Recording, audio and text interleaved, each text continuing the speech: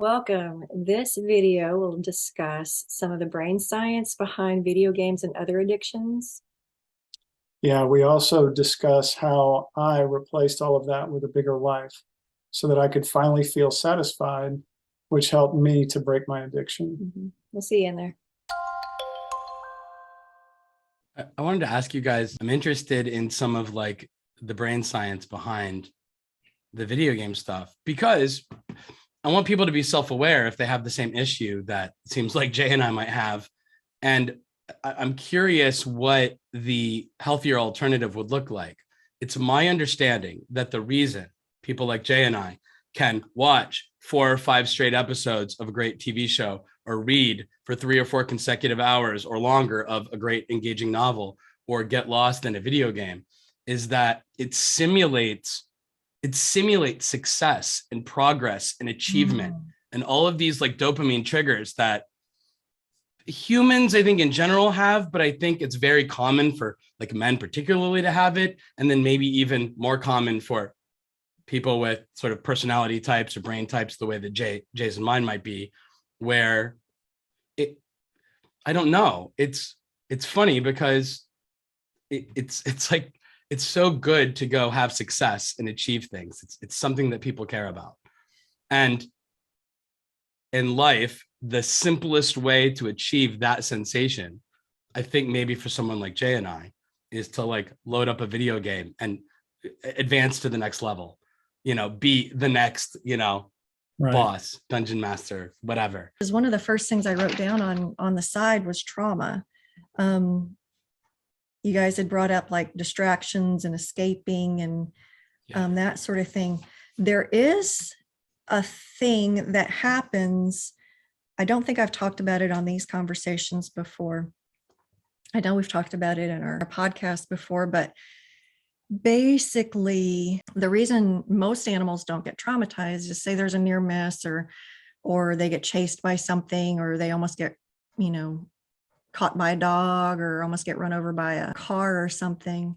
What they'll do is they'll go to a calm, quiet spot and they'll just wait and their bodies will just start shaking and it will kind of release whatever got pent up in their bodies. And then they move on. So they're not traumatized. What will happen with humans is when we get into a calm place, those uncomfortable feelings will start to rise. Whatever happened in childhood, whatever happened at work, wherever we were traumatized, those feelings will start coming back. Well, we deal with addicts. So addicts, what they will do is they'll get up and leave. They'll get up and self-medicate. They'll get up and distract themselves once those feelings start coming up. So they don't ever process them effectively and they just keep trying to tamp it back down. Yes. So they never really heal. I think that's where you're going. Yeah. So there's a trauma aspect to it that, what are you trying to escape? Is it normal life or is it there's just some uncomfortable stuff that comes up. Therefore, I need a video game. Because watching a whale, sitting in tall trees, sitting and watching bees, that does take some calmness, and I remember telling Jay, I've noticed you can't sit still. It's like, we'll get calm and we'll sit still and you'll get up and move. I don't know if that was because he was hiding a secret or was that other thing, but I had noticed even like when he'd just get quiet during the mornings, he just had a hard time sitting still. He's much better at it now. He can go for an hour or two just sitting still. I'm just really interested in if you guys talked about like if this is what Jay craves from these activities, here might be the way to simulate that in a healthier in-person way, and how maybe that's just applying ourselves to physical fitness and to relationship health and to our work. I mean, maybe it's that simple, but I'm really curious, like where you guys came out on like that idea, or if you'd even spent much time thinking about it. Not like, okay, this is how we're going to replace video games in a systematic fashion. In fact, we talked to a brain doctor about it, and she didn't, I can't remember. She said they affect mood. Yeah. She said it, I can't, we went in like, does this cause this? And she said no. And then she talked a little bit more on other stuff. And then she did come back and say, it will affect his mood. I'm Yeah. like, okay, that is an issue here. Well, he didn't drop it at that point. He No, still I did not. continued for Yeah. maybe a couple years. But as far as kind of replacing video games, you want to talk about Bigger Life, Tall Trees, Oh, yeah. Whales? Yeah. So, the byline on my Porn is Killing Me website is live a bigger life, right? A bigger life than the screen. And so they just made bigger screens, You want a bigger life here? Yeah. Funny. That living a bigger life is going out and experiencing life.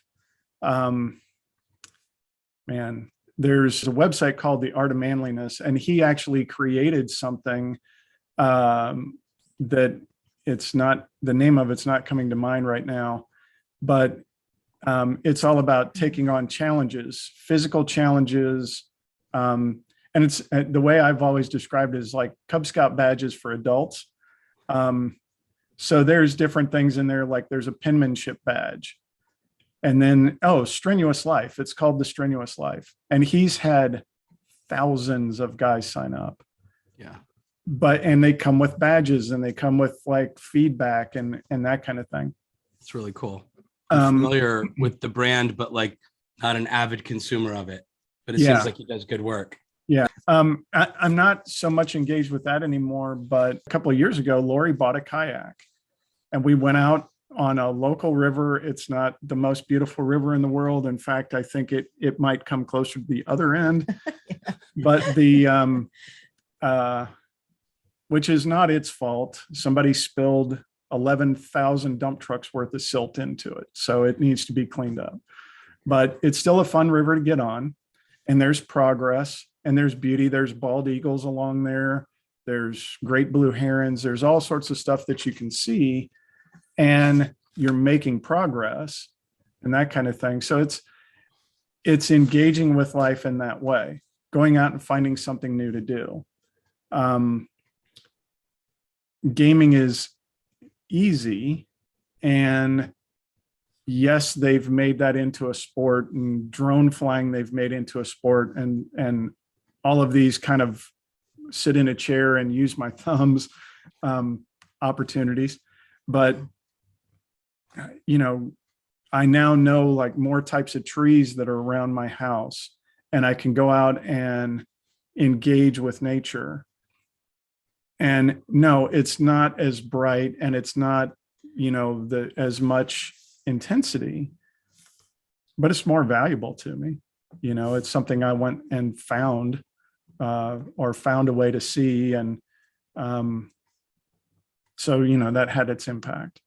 If we could measure holistically the difference between you engaged in outdoor nature-based activities versus, like, I'd be really interested in like what those metrics would say about our health, mentally, emotionally, spiritually, if you will. I think that would be like really valuable. And there probably is some sort of way to do that. I just don't pretend to know what it is. They make a watch for that now. I think you just put that on and it keeps track of all that crap. You might be right. Yeah.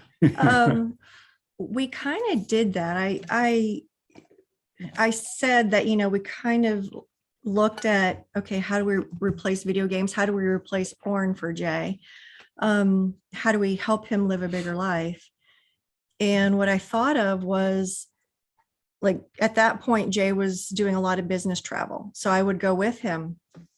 And one of the places we went was California, to the redwoods. And then we traveled on another trip. I think it was up to Vancouver Island, where they have a bunch of whales.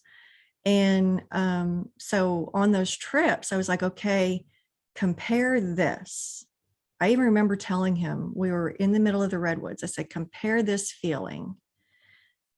And when we had an orca come within, I don't know, 20, 30 feet of our little blow up dinghy type, speedboat that the tour place took us out in. When the whale, when we were talking about that experience, I said, compare that to a video game, compare that to porn. And he's never once brought up, oh, I remember when I finished that one video game, but numerous times he's brought up, just remember that feeling, when we were in those experiences, and it brings up good stuff for Jay years later, because that was, 10, 12 years ago. Yeah. It was 12 years ago. Yeah, now. it was 12 years ago to see the whales. Yet, compared to like what I had seen with him when he would finish a video game was, he would work for a couple of months every night to finish this game. And then he'd finish it. And it was like, well, now what? Yeah, no, right. Been there. Thanks for joining us. Next time, we're going to talk about 2 different ways to connect after trust has been broken. See you then, guys.